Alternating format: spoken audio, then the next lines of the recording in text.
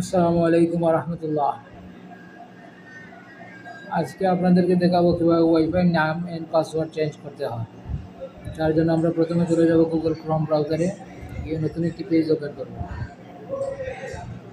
তারপরে ওই আইপিটা দিয়ে দিব, এটা হচ্ছে অ্যাক্সেস লিঙ্ক, যেটা 192.168.0.1। তারপরে আপনার রাউটারের পাসওয়ার্ড যাবে, এই পাসওয়ার্ডটা দিয়ে দেবেন, যার যেই পাসওয়ার্ড আছে। আমি আমারটা দিতেছি।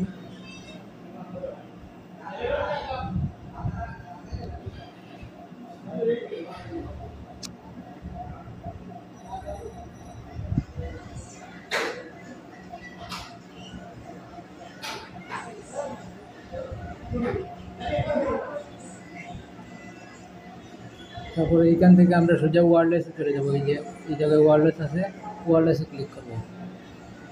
ওয়্যারলেসে ক্লিক করার পর ওই যে এসএসআইডি যেটা আছে, ওই জায়গায় এসএসআইডি যেটা আছে ওটাতে আপনার যেই নাম দিয়ে দেবেন সেটাই হয়ে যাবে।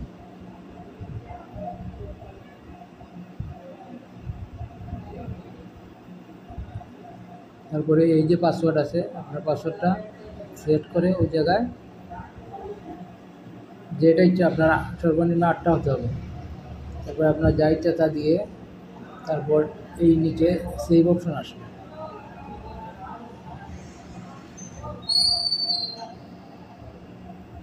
এই যে নিচে সেভ অপশন আসে, ওই জায়গায় ক্লিক করে দিলে আপনার নাম পাসওয়ার্ড চেঞ্জ হয়ে যাবে।